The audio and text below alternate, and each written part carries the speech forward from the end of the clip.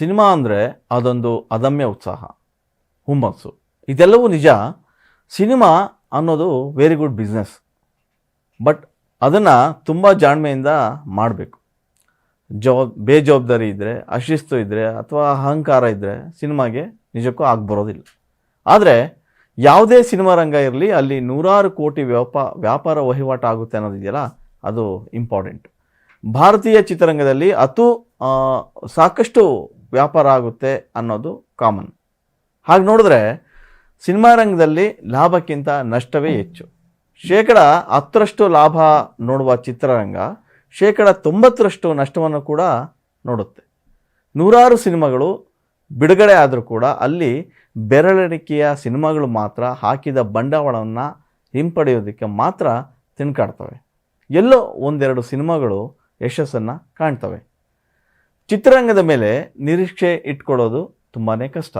ಯಾಕಂದರೆ ನಿರೀಕ್ಷೆ ಇಟ್ಕೊಂಡಂಥ ಸಿನಿಮಾಗಳೇ ಮಕಾಡೆ ಮಲಗಿರುವಂಥ ಅದೆಷ್ಟೋ ಉದಾಹರಣೆಗಳು ನಮ್ಮ ಕಣ್ಣ ಮುಂದೆ ಇವೆ.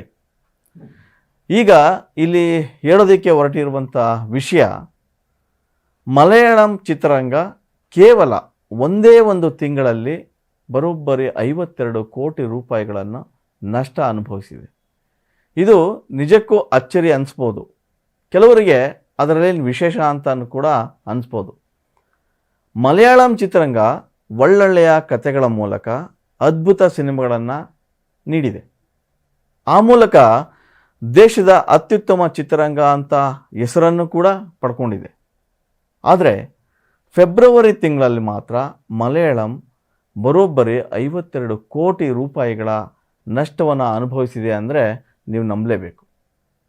ನೀವು ನಂಬಿದರೆ ನಂಬಿ, ಬಿಟ್ಟರೆ ಬಿಡಿ. 1,60,00,000 ಹಾಕಿ ಮಾಡಿದಂಥ ಒಂದು ಸಿನಿಮಾ ಕೇವಲ 10,000 ರೂಪಾಯಿಗಳನ್ನು ಗಳಿಸಿದೆ.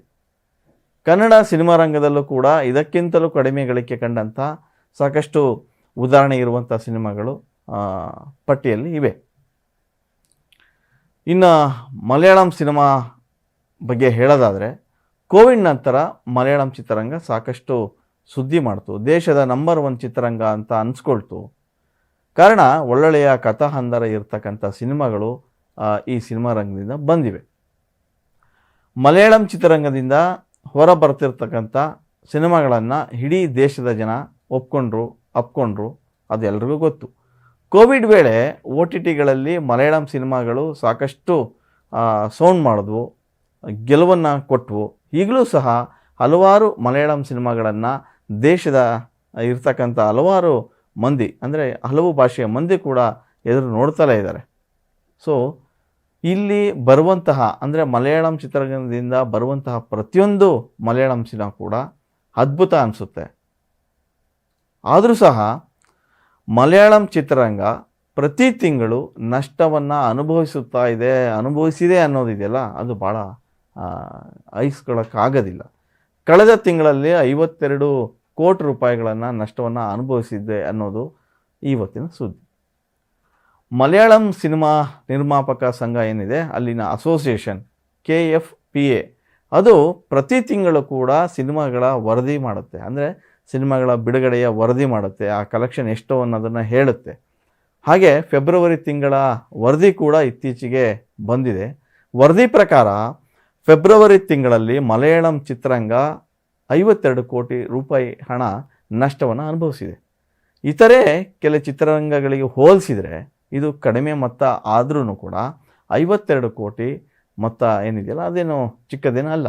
ಮಲಯಾಳಂ ಚಿತ್ರರಂಗಕ್ಕೆ ಇದು ದೊಡ್ಡ ಮೊತ್ತ ಅಂತಲೇ ಹೇಳ್ಬೋದು. ಇನ್ನು ಅಲ್ಲಿನ ಏನು ನಿರ್ಮಾಪಕರ ಸಂಘ ಬಿಡುಗಡೆ ಮಾಡಿರುವ ವರದಿಯಂತೆ ಫೆಬ್ರವರಿ ತಿಂಗಳಲ್ಲಿ ಒಟ್ಟು 17 ಮಲಯಾಳಂ ಸಿನಿಮಾಗಳು ರಿಲೀಸ್ ಆಗಿವೆ.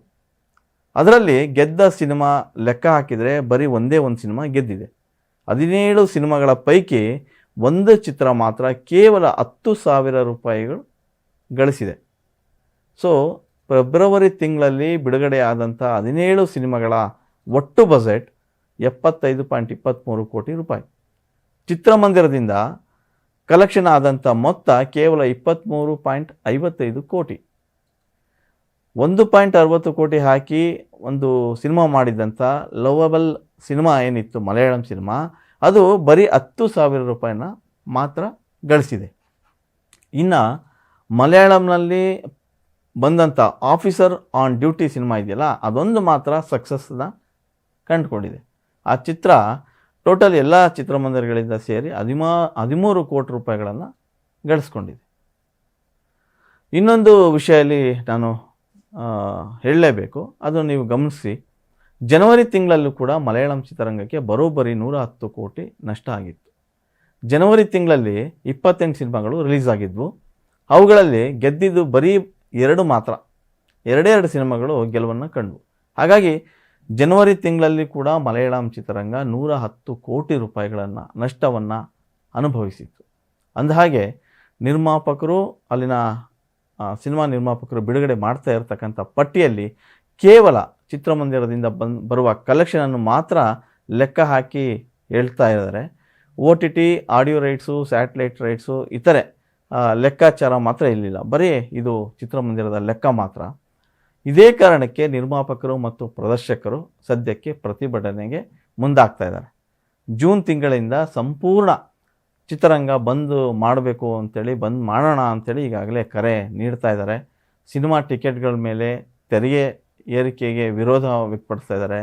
ನಿರ್ಮಾಣ ವೆಚ್ಚ ಮತ್ತು ನಟರ ಸಂಭಾವನೆ ಇಳಿಕೆ ಇನ್ನಿತರ ವಿಷಯಗಳನ್ನು ಇಟ್ಕೊಂಡು ಇವೆಲ್ಲ ಬೇಡಿಕೆ ಈಡೇರಬೇಕು ಅಂತೇಳಿ ಪ್ರತಿಭಟನೆ ಮಾಡಲಿಕ್ಕೆ ಅವರು ರೆಡಿಯಾಗಿದ್ದಾರೆ. ಸೊ ಕರೆಯನ್ನು ಕೊಟ್ಟಿದ್ದಾರೆ. ಇದು ಮಲಯಾಳಂ ಚಿತ್ರರಂಗದ ಸುದ್ದಿ ಒಂದು ಕಡೆ ಆದರೆ, ಕನ್ನಡ ಸಿನಿಮಾ ರಂಗ ಕೂಡ ಇದಕ್ಕೆ ಹೊರತಾಗಿಲ್ಲ. ಈಗ 3 ತಿಂಗಳು ಕಳೆದೋಯ್ತು, ಹೇಳ್ಕೊಳ್ಳೋಕ್ಕೆ ಒಂದೇ ಒಂದು ಸಿನಿಮಾ ಕೂಡ ಹಿಟ್ ಅಂತ ಅನಿಸ್ಕೊಳ್ತಾ ಇಲ್ಲ. ಇಲ್ಲಿ ಲೆಕ್ಕ ಹಾಕಿ ನೋಡಿದ್ರೆ ಇಲ್ಲೂ ಕೂಡ ಕೋಟಿಗಟ್ಟಲೆ ನಷ್ಟ ಆಗಿದೆ. ನಿರ್ಮಾಪಕರ ಗೋಡು ಕೂಡ ಕೇಳೋರಿಲ್ಲ. ಇಲ್ಲೂ ಕೂಡ ಲೆಕ್ಕಾಚಾರ ಹಾಕಿ ನೋಡಿದ್ರೆ ಪ್ರತಿ ವರ್ಷ ವಹಿವಾಟು ಆಗುವಂತಹ 100 ಕೋಟಿ ನಿಜಕ್ಕೂ ಹಿಂದಿರುಗಿದೆಯಾ ಅನ್ನೋ ಪ್ರಶ್ನೆಯಾಗಿಯೇ ಇದೆ. ಅದೇನೇ ಇರಲಿ, ಕನ್ನಡ ಚಿತ್ರರಂಗ ಕೂಡ ಈಗ ಸೋಲಿನ ಅಂಚಿನಲ್ಲಿದೆ. ಇಲ್ಲಿನ ಸಿನಿಮಾಗಳು ಕೂಡ ನೋಡ್ತಾ ಇಲ್ಲ ಜನ. ಸಿನಿಮಾಗಳು ಸೋಲಿಗೆ ಕಾರಣ ಆಗ್ತಾ ಇದ್ದಾರೆ ಒಂದಿಷ್ಟು ಮಂದಿ. ಸೊ ನಷ್ಟ ಆಗ್ತಾ ಇದೆ, ಆದರೆ ಲಾಭ ಆಗ್ತಾ ಇಲ್ಲ.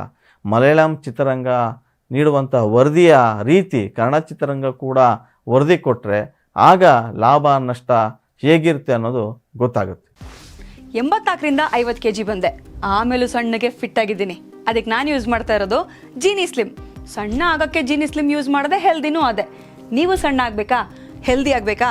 ಹಾಗಿದ್ರೆ ಜೀನಿ ಸ್ಲಿಮ್ ಯೂಸ್ ಮಾಡಿ. ಸಣ್ಣ ಆಗೋದಕ್ಕೆ ಯಾವುದೋ ಪ್ರಾಡಕ್ಟ್ ಹೇಳ್ತಾ ಇದ್ದಾಳೆ, ಏನಾದರೂ ಸೈಡ್ ಎಫೆಕ್ಟ್ಸ್ ಇದೆ ಅಂತ ಯೋಚನೆ ಮಾಡ್ತಾ ಇದ್ದೀರಾ?